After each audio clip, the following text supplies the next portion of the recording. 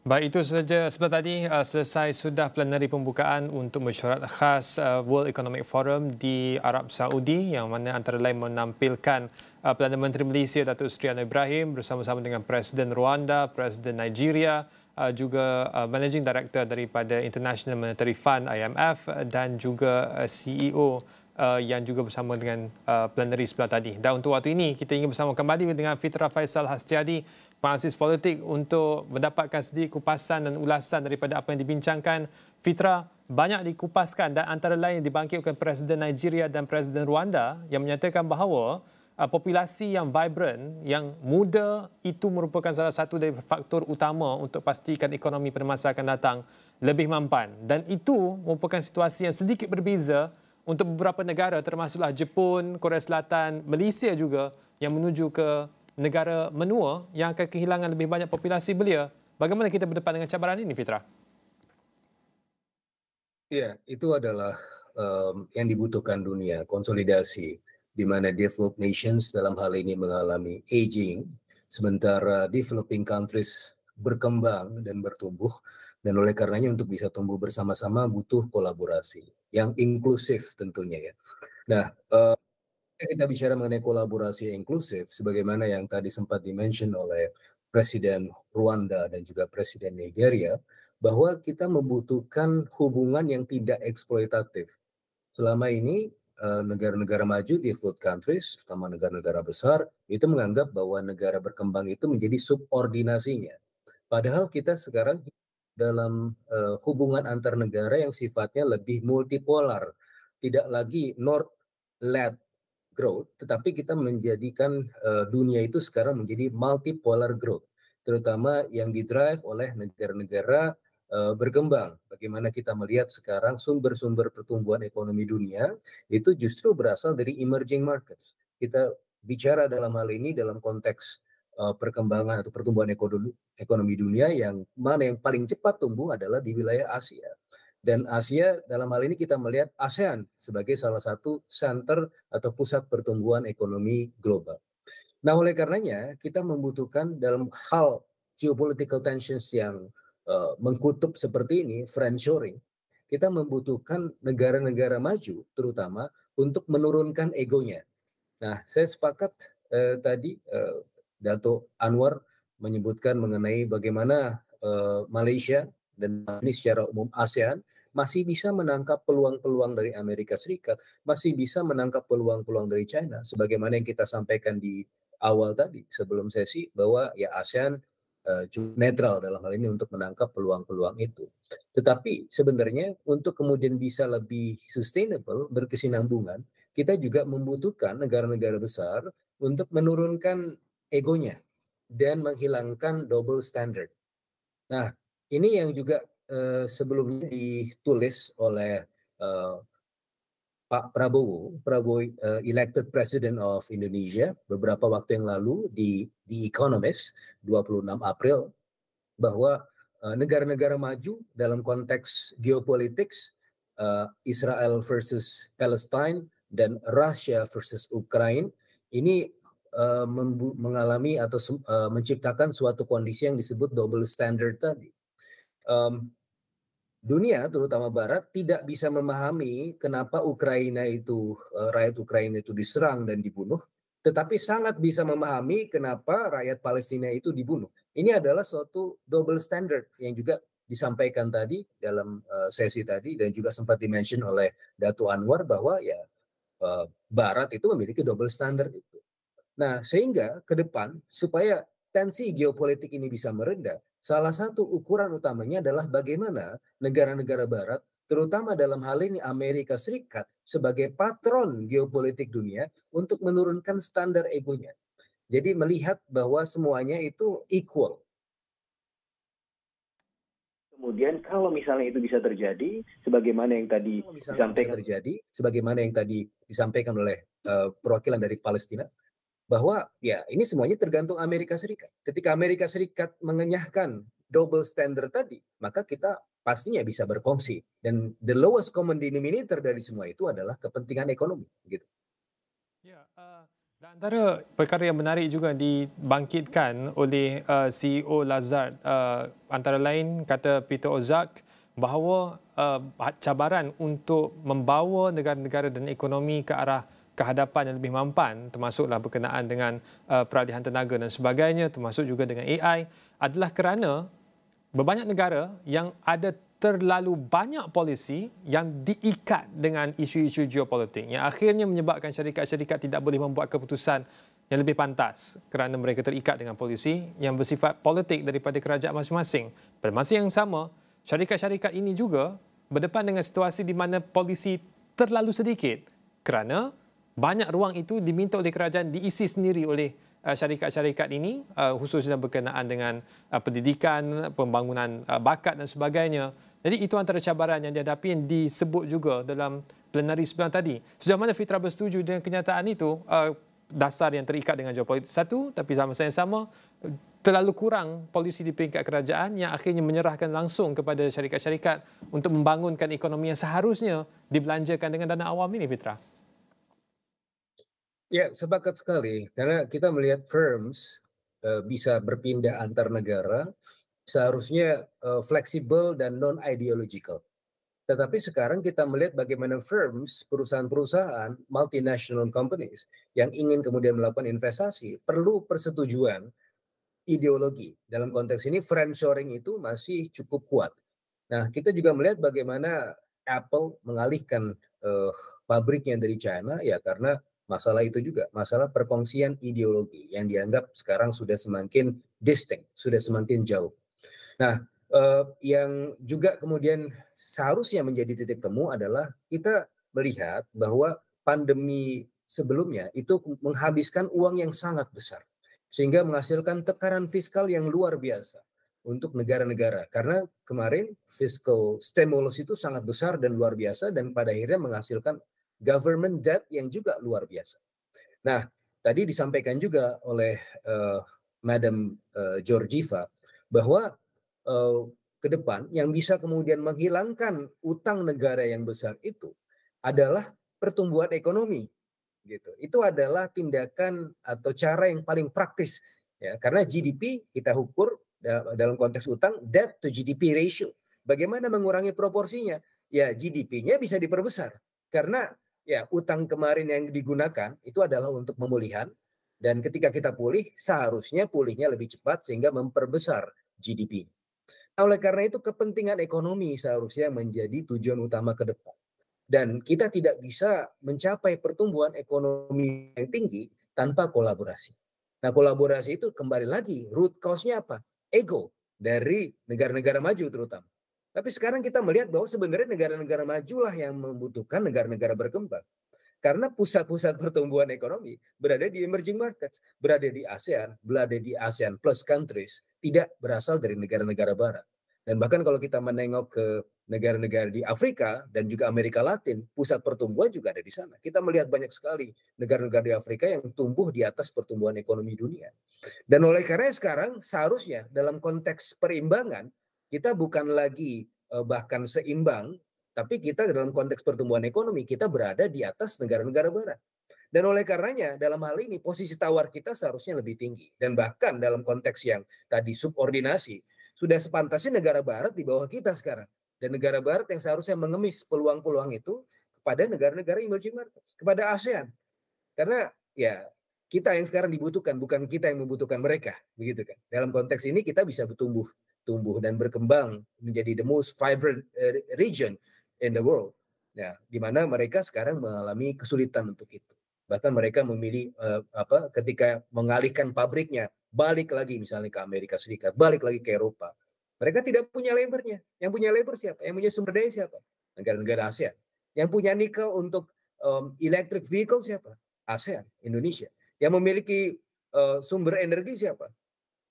Negara-negara Asia. Dan dalam hal ini, dalam konteks yang pragmatis, seharusnya kalau kita mau tadi lebih jumawa, ya kita berada di atas negara-negara barat sekarang posisinya. Tetapi kan ya semuanya kita harus melihatnya dalam konteks yang lebih equal. Oke, kita sekarang membutuhkan negara-negara barat dan juga negara-negara di timur, dan bahkan north, south, relation ini menjadi lebih seimbang. Tidak ada yang menjadi bos di sini. Semuanya menjadi teman, partner, multipolar dalam konteks ini adalah kita menjadi partner investasi dan perdagangan yang equal. Dan oleh karenanya ya ego dari negara-negara barat dalam melihat negara-negara berkembang itu harus diturunkan. Bagaimana mereka melihat double standard, memperlakukan dunia sebagai double standard ini memang seharusnya sudah berangsur-angsur diturunkan. Karena itulah adalah preconditions untuk kolaborasi yang jauh lebih erat. Kita mencari inclusive growth, yes. Kita mencari bagaimana teknologi yang bisa lebih adaptif dan lebih bermanfaat untuk dunia, yes. Dan kita juga mencari ekonomi yang lebih sustainable dengan green economy dan green environment. Ya, itu semua bisa kita dapatkan secara teknis, itu sangat gampang sekali kalau negara-negaranya bekerja sama. Dan untungnya dalam beberapa peristiwa-peristiwa justru kesulitanlah yang bisa menyatukan kita. Kita melihat bagaimana pandemi kemarin menyatukan negara-negara, berkolaborasi, berkongsi, tidak ada perang di situ. Ya, semuanya bekerja sama, bahkan dalam pihak Israel juga untuk kemudian menuntaskan permasalahan COVID-nya karena dia tahu kalau pasti akan terdampak juga. Ini kesulitan yang menyatukan. Dan kita juga akan melihat apa sih faktor kesulitan yang akan menyatukan dunia ke depan? Faktor iklim. Nah, ini juga yang kemudian menjadi poin pembahasan World Economic Forum Special Meeting kali ini. Energi dan iklim. Karena kita menghadapi dunia yang semakin tua, yang kemudian semakin rusak, dan pada akhirnya sumber penghidupan kita di masa depan itu akan menjadi lebih terkendala. Dan ini adalah seharusnya kesulitan yang bisa menyatukan kita. The lowest common denominator, ya kita tumbuh, ya betul. Dan tapi kita harus tetap sustainable. Dan oleh karenanya saya rasa kalau kita betul-betul ingat dan melihat konsep atau kondisi jangka panjang kita, bagaimana untuk mempreserve environment, ini adalah salah satu faktor kesulitan yang menurut saya bisa menyatukan kita dan menjadi another the lowest common denominator gitu. Baik, Fitra, kita akan berehat seketika kembali selepas ini untuk kita menyentuh secara khusus berkenaan dengan dana perubahan iklim kerana menurut CEO Lazard sekurang-kurangnya 10% daripada GDP harus dibelanjakan untuk dekad yang akan datang. Sejauh manakah kerajaan bersedia untuk berbelanja sebanyak itu? Jawapannya selepas ini, kita berehat seketika.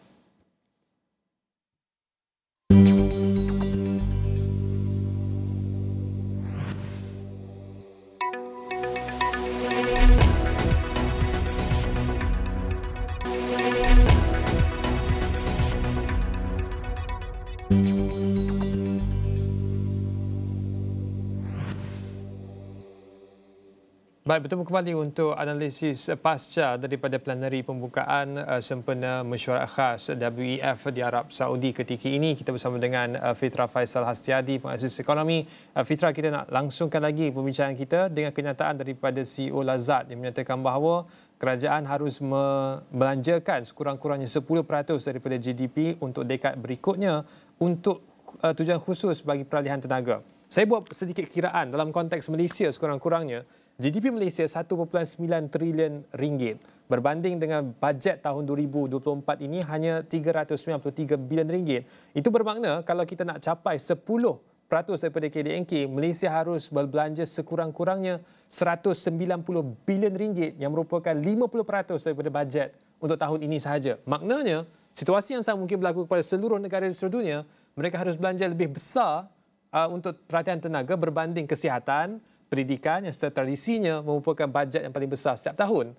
Sejauh manakah kerajaan bersedia untuk tujuan ini ataupun kita ada kaedah lain untuk tujuan peralihan tenaga lebih berkesan, Fitra? Ya, saya melihat Lazard tadi melihatnya dalam perspektif negara maju ya. Karena Indonesia juga mengalami permasalahan yang sama. Kita bahkan dalam konteks budget itu di Indonesia saja sudah kemudian terpatri ya, sudah terpatok dalam beberapa anggaran sekaligus ya. Anggaran pendidikan itu sudah 20% berdasarkan konstitusi. Nah, belum lagi ditambah dengan anggaran-anggaran untuk pengembangan sumber daya manusia. Dan oleh karenanya saya melihat bahwa ya mereka atau dalam hal ini CEO Lazard masih melihatnya dalam konteks perspektif negara maju. Nah, saya melihat memang betul kita perlu untuk kemudian mencapai dan memiliki atau men-share budget ya untuk kemudian mengurangi dampak lingkungan. Tapi 10% saya rasa untuk negara-negara berkembang itu terlalu besar karena kita punya aspek-aspek prioritas yang lain. Tetapi tentu harus ada ya. Meskipun saya rasa 10% tadi itu terlalu besar. Ada tahapannya. Mungkin dalam 5 tahun pertama, yaitu beranjak dari 5% menuju 5%, kemudian di 5 tahun berikutnya kita juga bisa beranjak ke misalnya 10% jika memang sudah memadai. Karena yang perlu dilakukan sekarang adalah untuk mayoritas negara-negara berkembang adalah how to escape from middle income trap. Nah, how to escape from middle income trap itu kan berarti kita harus membenahi pilar sumber daya manusia, harus ada membenahi pilar infrastruktur, dan harus membenahi pilar institusional yang semuanya tentunya butuh anggaran gitu kan. Iklim adalah ya prioritas juga. Tetapi sekarang yang menjadi prioritas utama kita apa sih? Negara-negara berkembang, terutama negara-negara ASEAN, adalah escape from middle income trap. Nah, ini dulu. Dan itu uangnya juga sebenarnya cukup besar. Dan oleh karena saya melihat bahwa untuk menjadi ya win-win solutionnya, kita juga harus melihat bagaimana peran dari negara-negara maju itu untuk membantu negara-negara berkembang memenuhi target tersebut. Gitu. Karena biar bagaimanapun, negara-negara maju itu adalah negara-negara yang sudah head start terlebih dahulu. Mereka justru juga mengeluarkan polusi paling banyak sekarang ini, yang seharusnya tanggung jawab mereka menjadi lebih besar lagi dibandingkan negara-negara berkembang. Karena ya kita first thing first, ya kita ingin mencapai sustainability tadi, betul. Kita sekarang Indonesia juga dalam hal ini sudah fokus ke sana, bahwa Presiden ke depan Pak Prabowo itu juga memiliki program green economy, green environment, yes betul. Bahkan ASEAN juga punya roadmap ke arah sana. Tetapi dalam hal ini saya rasa kita juga membutuhkan bantuan dari negara-negara maju. How we can collaborate ya dalam konteks global cooperation dan global coordination ini adalah ya bagaimana negara-negara maju yang saat ini memiliki uang lebih banyak untuk membantu negara-negara berkembang. Toh sebenarnya ini adalah kepentingan kita bersama juga. Negara maju membutuhkan negara berkembang dalam hal ini, bisa melakukan investasi, ya cabaran masuk uang dari negara maju ke negara berkembang untuk apa? Ya, pada akhirnya untuk negara maju juga. Karena apa? Karena global environment dan juga ekonomi hijau itu kan sebenarnya tanggung jawab bersama. Gitu. Sebagaimana kemarin ketika ada pandemi yang memiliki uang paling banyak negara-negara maju itu yang kemudian mensubsidi silang negara-negara berkembang. Ada cross subsidi. Nah ini sebenarnya kita harapkan. Makanya tadi saya melihat bahwa sepertinya CEO dari Lazard dia masih menggunakan perspektif negara maju. Bahwa ya oke negara berkembang bisa juga dong untuk kemudian membuat 10% dari anggarannya untuk sustainability. Ya itu kalau negara maju bisa. Tapi kalau negara-negara berkembang kita punya banyak prioritas lagi tadi. Ya ada pendidikan, ada infrastruktur dan lain-lain. Begitu Irfan. Fitra, terakhir sebagai kesimpulan, adakah maknanya kita di peringkat Asia Tenggara ini boleh bersetuju dengan kenyataan Datuk Seri Anwar Ibrahim yang menyatakan bahawa dunia Global North tidak boleh memaksakan hal-hal besar dunia kepada rantau Asia Tenggara kerana kita juga mempunyai hal-hal besar yang sedang berlaku dalam negara yang harus diselesaikan. Bahkan dalam konteks Asia Tenggara sendiri, Myanmar masih lagi belum selesai dan kita juga harus membangunkan ekonomi. Adakah itu maksudnya untuk kita bergerak ke hadapan? Saya ringkas, Fitra. Ya, sepakat sekali bahwa semuanya hubungannya harus equal. Kita tidak membutuhkan mereka untuk they are telling us what to do. Ya, kita memiliki our own agenda, ya sebetulnya itu merupakan sejalan dengan agenda global juga. Kita punya agenda lingkungan. Kita juga memiliki agenda yang kemarin ASEAN dibahas mengenai Digital Economy Framework Agreement. Semua itu kita punya dan itu selaras dengan kepentingan global. Yang kita tidak butuhkan sekarang adalah the West telling us what to do. Yang kita tidak butuhkan sekarang dalam konteks yang lebih umum adalah bukan lagi fragmentasi ekonomi. Yang kita butuhkan adalah product fragmentation. Partisipasi dalam jaringan rantai produksi. Kita tidak membutuhkan fragmentasi ekonomi dalam hal decoupling antar negara, tapi yang kita butuhkan sekarang adalah kolaborasi. Dan prinsip dasar dari kolaborasi atau kerjasama antar negara yang sifatnya multipolar sekarang adalah equality. Nah, kita tidak membutuhkan bos di sini, karena semuanya kita adalah partner yang setara. Ya, terima kasih kepada Fitra Faisal Hastiadi, pengasis ekonomi setia bersama kita sejak awal sehinggalah ketika ini untuk berkongsi perspektif sebelum dan juga pasca daripada plenary pembukaan untuk mesyuarat khas WEF di Arab Saudi. Terima kasih sekali Fitra. Itu sahaja kupasan untuk waktu ini untuk kita memahami cabaran ekonomi yang dihadapi, juga dikaitkan dengan cabaran geopolitik yang ketika ini berlangsung di seluruh dunia, termasuk di Rusia, di Asia Barat, bahkan di Myanmar, dan bagaimanakah rantau Asia Tenggara ini seharusnya dibenarkan untuk terus berkembang sebagai pusat ekonomi dunia yang memberikan manfaat kepada dunia secara keseluruhannya. Itu sahaja kupasan untuk waktu ini. Saya Irfan Faruqi. Salam hormat.